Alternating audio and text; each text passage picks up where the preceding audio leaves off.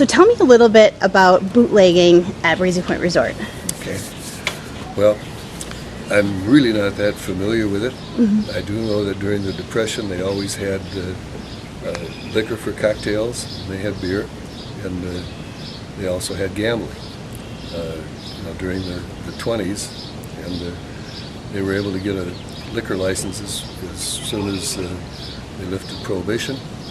There were 2 liquor licenses. Billy Fawcett actually organized the village of Breezy Point. In those days you had to be a village or a city to get a liquor license, and they had 2 of them. They had one for Breezy Point and one for the Pelican Club, which was right on the corner where Munchies is right now. But not Munchies, it's changed. The name has changed to Pine Peaks. Right. What about gangsters at Breezy Point Resort? Because there's lots of rumors about gangsters. Lots of rumors, and I've heard most of them, probably all of them. And I asked Roscoe Fawcett, Billy's son, what about the gangsters that I hear about?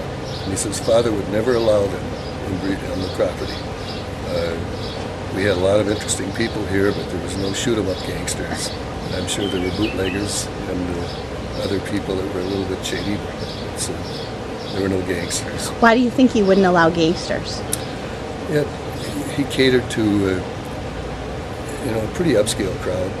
It was a very expensive place for the time, and he really didn't need the gangsters.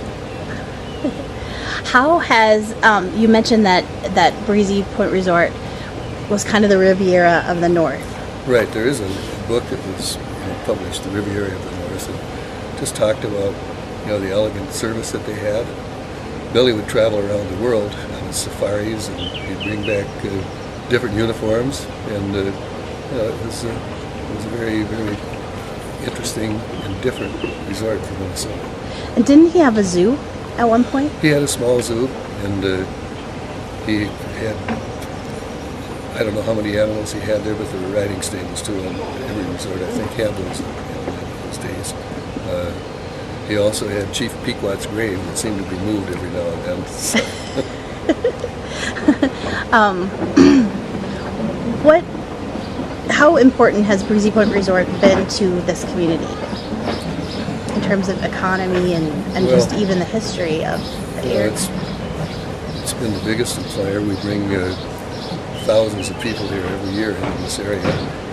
We started, Don Eastfall started the first Breezy Point Estates, and unfortunately he wasn't able to make it, but White Birch was formed in the early 80s, and since that time we've got 13,000 owners, both lots and timeshare. So it's very important to the economy.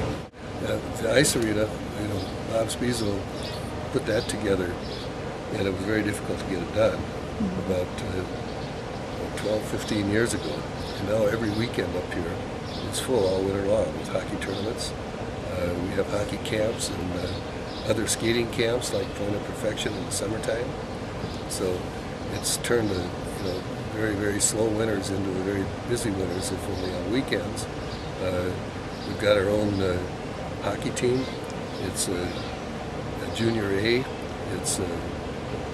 They travel all over the upper Midwest and play away games, and the away teams come in here. So it just added a lot of interest in the wintertime. So it's really created, Breezy Point Resort is no longer a summer resort, it's a year-round It's a year-round resort. Right.